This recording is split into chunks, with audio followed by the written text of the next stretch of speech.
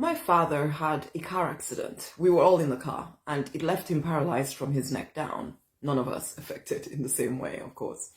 And that was the beginning for me of losing trust in the divine. I was only about 6 or 7 or 8 or something around then. But I'd been told at that point, this was in Nigeria, that because my father was really high up in his company, that people had done black magic against him. And I really truly believed this. And so I felt as though black magic was a heck of a lot more powerful than the divine. And so therefore, I was not safe anymore because I'd had this trust in the divine that felt really shaken at this point. When did you lose trust in the divine? Do you know? Would you even admit it? Because I didn't for years, until I think it was only about 3-4 years ago that the divine brought it to my attention, that I realized that all that time from being 6 or 7 till 3-4 years ago, that there had been this doubt about the divine's ability to support me. Hey, I'm Rosemary Nonny Knight. I am the prosperity minister. I support driven spiritual people in leaving behind the pain and the limiting stories of the past and in rising victorious in their true design life. I believe we all are meant to live free, fulfilled, financially abundant, love-drenched lives. If we're willing to claim it. I say this every day. If we're willing to claim it. And when we allow these, because whether we like it or not, okay, no matter what word you give it, there is something bigger than just our flesh and blood that holds everything together. Now, if you're in religion, you may call him God.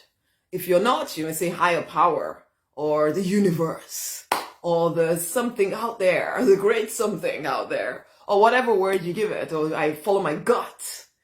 This is the thing.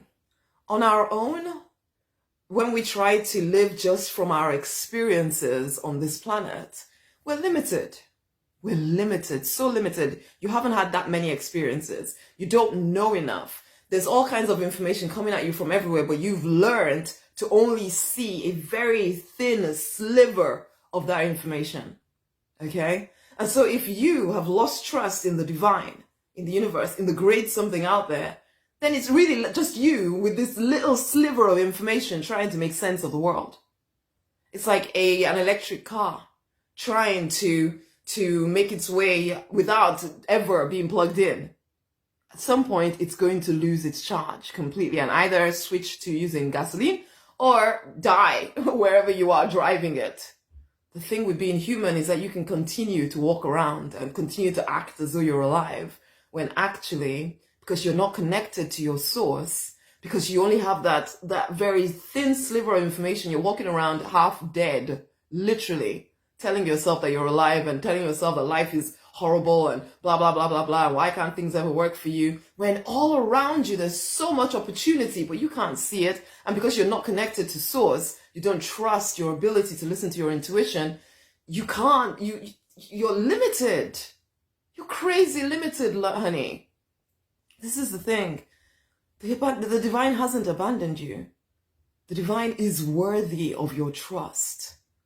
But it's going to take some deliberate cultivation of a relationship. This is why I did one of the boot camps of the Deliberate Millionaires Incubator is Easy Success. It's all about reconnecting with the divine without all the crazy beliefs that we give into. You have to be very deliberate about cultivating this relationship. Why? Because you need it. You're not created to do life on this planet just a human being.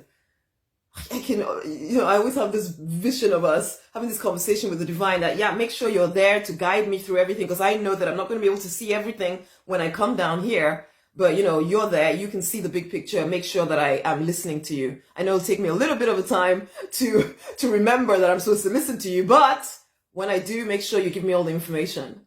This is us before we're born. At least that's the way I picture it. I don't know if it happens that way or not, but I just know that we're not actually created to do life alone.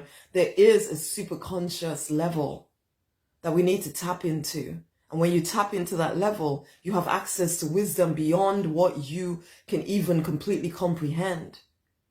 You need to become connected again. The divine did not abandon you. I know life has sometimes felt really hard, but this is it. It's because you abandoned the divine. I know that sounds horrible, and I'm not judging you. We do this because we don't know any better. We don't know any better.